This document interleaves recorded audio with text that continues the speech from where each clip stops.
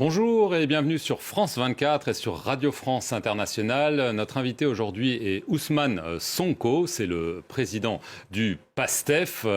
C'est d'ores et déjà un candidat déclaré à l'élection présidentielle prévue en 2024 au Sénégal. Et avec moi pour cette interview, Christophe Boisbouvier de RFI. Ousmane Sonko, bonjour. Bonjour M. Boisbouvier. Bonjour M. Perelman. Monsieur Sonko, vous êtes accusé de viol par une employée d'un salon de massage de Dakar, une accusation que vous niez farouchement. C'est un cas qui dure depuis presque 2 ans maintenant. Une question toute simple toutefois.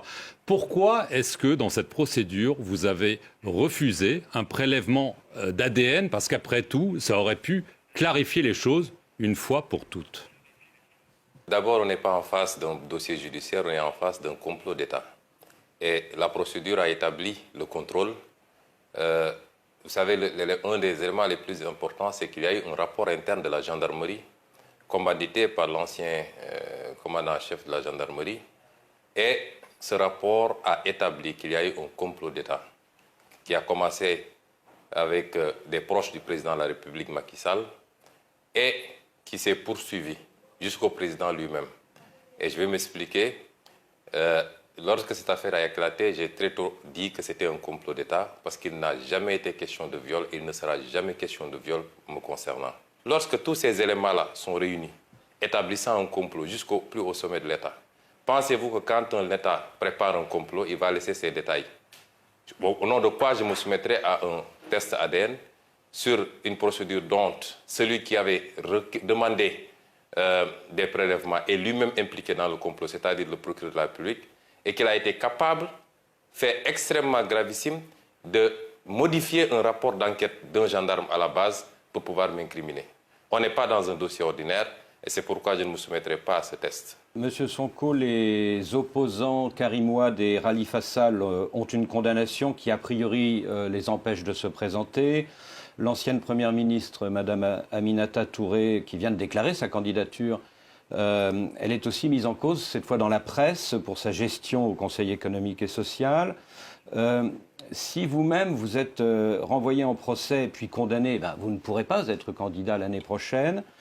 Est-ce que vous pensez que c'est une stratégie délibérée ou pas?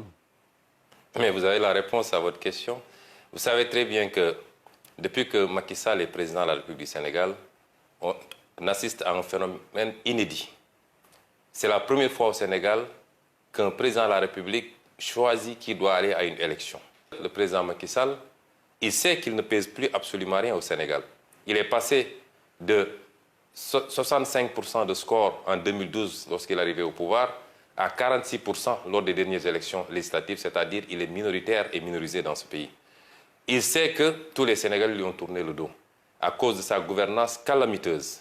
Mais aujourd'hui, sa stratégie, c'est de communiquer sur l'international, de se présenter comme le seul capable de diriger le Sénégal, de gérer les intérêts internationaux, d'assurer une stabilité du Sénégal dans un contexte sous-régional et régional extrêmement perturbé.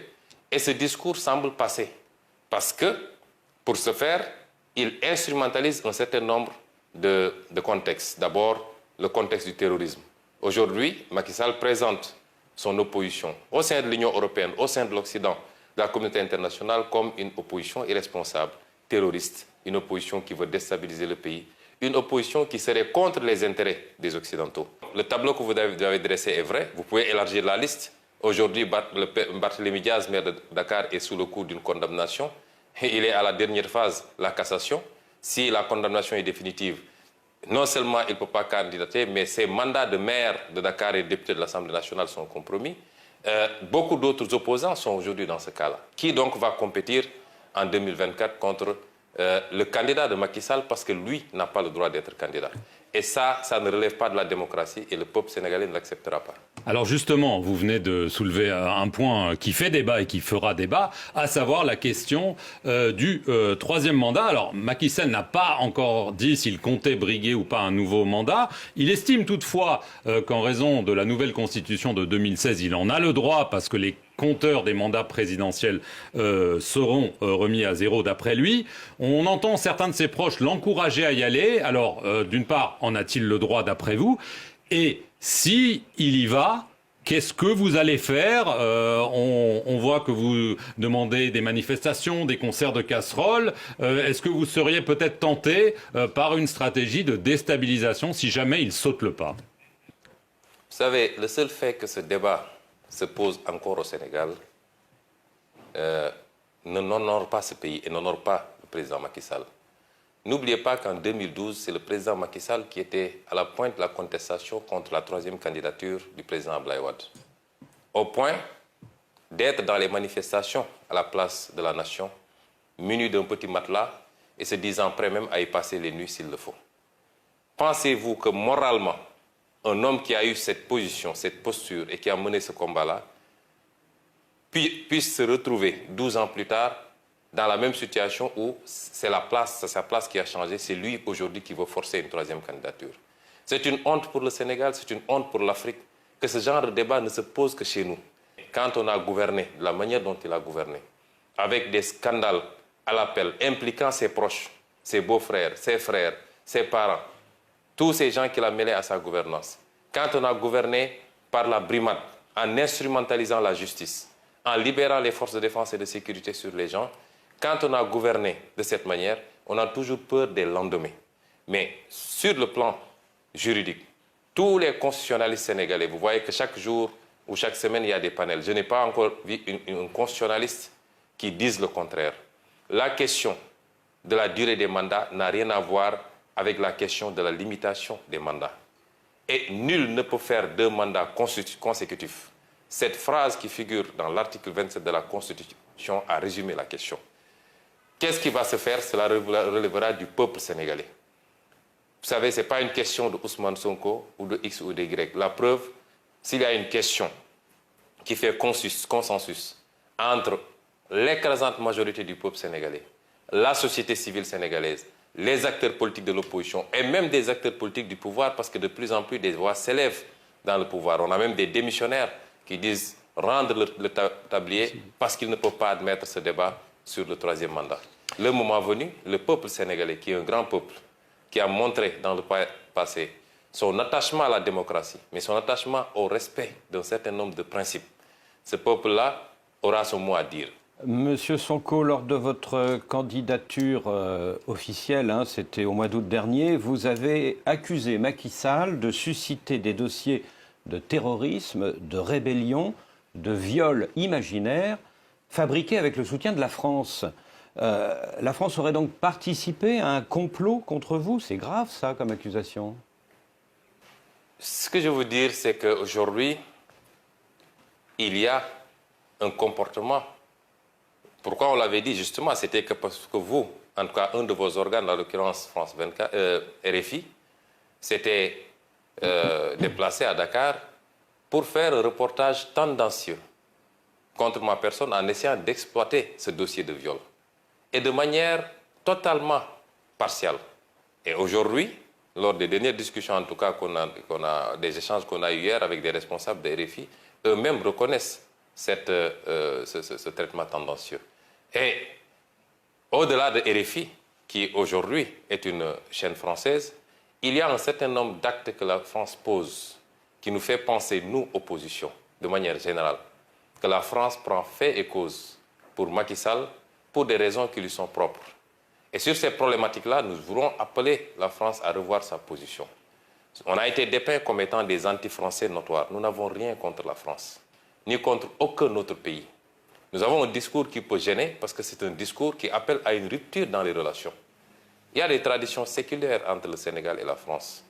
Mais il y a que ces traditions sont assises également sur des relations qui ne sont pas totalement roses pour le Sénégal. Nous sommes au XXIe siècle. Le monde est en train de changer, je l'ai dit tantôt. La carte géopolitique du monde doit appeler chacun à revoir son attitude. Il ne s'agit plus de placer un président, de lui apporter un total soutien, tant qu'il accepte la coopération telle que vous la voulez ou telle que vous l'entendez. Nos pays aspirent à autre chose et nous voulons continuer des partenariats, mais dans le sens d'un partenariat gagnant-gagnant. Et ça appelle à une révision d'un certain nombre d'axes, au niveau économique surtout, mais également sur beaucoup d'autres plans. Sur le plan international, c'est qu'il y a un fait inédit. Depuis quelque temps, nous nous rendons compte que la communauté internationale établie au Sénégal semble avoir même peur d'entrer en contact avec l'opposition. Et à chaque fois que c'est programmé, que ce soit l'Union européenne ou toutes les autres instances de la communauté internationale, c'est déprogrammé à la dernière minute. Et on nous dit que ce serait un veto du président Macky Sall. Et nous voulons dire à cette communauté internationale que l'opposition sénégalaise est une opposition responsable, ouverte sur le monde, qui connaît la tradition et l'histoire de la coopération au Sénégal, qui en aucun cas ne peuvent être interrompues. Mais que nous voulons des discussions beaucoup plus sereines, beaucoup plus ouvertes et orientées vers des partenariats constructifs et bénéfiques, c'est-à-dire des partenariats gagnant-gagnant, dans la gestion de nos ressources naturelles, dans la passation des marchés publics, dans la gestion d'un certain nombre d'éléments extrêmement sensibles que nous avons en commun et en partage, et qui, mal gérés, rejaillissent sur les phénomènes que nous connaissons, notamment cette immigration qui pose problème à l'Europe. Monsieur Sonko, vous dites que vous n'êtes pas contre la France. On a vu des manifestations anti-françaises et parfois pro-russes dans plusieurs capitales africaines. On a vu l'arrivée de mercenaires russes au Mali, peut-être au Burkina Faso. Quelle est votre appréciation de cette arrivée des Russes sous différentes formes? Est-ce que la Russie est un partenaire de confiance qui pourrait se substituer à la France? Oui, c'est des questions extrêmement délicates sur lesquelles notre position elle est très simple. Les pays africains sont des pays indépendants qui peuvent envisager de manière autonome leur coopération. Et aujourd'hui, coopérer avec la France, les États-Unis, la Russie ou la Chine est une option. Mais ce que je voudrais dire à nos amis africains, c'est de faire très attention sur un certain nombre de questions. Il n'est pas question de remplacer un partenariat qu'on considérait défavorable par un autre qui peut l'être beaucoup plus. Et remplacer un drapeau par un autre ne milite pas en faveur du combat pour la souveraineté des pays africains. Nous devons être très prudents, l'ouverture certes, mais à l'endroit de la Russie également. Ce qui est attendu, ce n'est pas un partenariat de guerre. On n'attend pas que la guerre s'installe dans un pays pour débarquer, mais nous voulons des partenariats beaucoup plus constructifs, beaucoup plus larges, qui englobe toutes les questions de développement qui nous interpellent, en respectant la liberté de chaque pays maintenant à pouvoir choisir librement ses partenaires. Et aujourd'hui, ce qu'on voit souvent dans certains pays africains avec beaucoup d'euphorie, me semble ne pas aller dans ce sens-là, c'est-à-dire on n'est même pas dans cette situation d'assumer une conquête légitime de souveraineté, mais on est dans le remplacement. Et est-ce que ce qu'on remplace, est-ce que ce par quoi on remplace vaut mieux que ce qu'on remplace? Je n'en suis pas totalement sûr. Et nous devrions traiter ces questions avec beaucoup plus de sérénité, beaucoup plus d'analyse prospective et non pas de manière émotionnelle comme on a l'habitude de faire ici en Afrique. Merci, M. Ousmane Sonko, de nous avoir accordé cet entretien. Et merci à vous de nous suivre sur nos deux chaînes, France 24 et Radio France Internationale.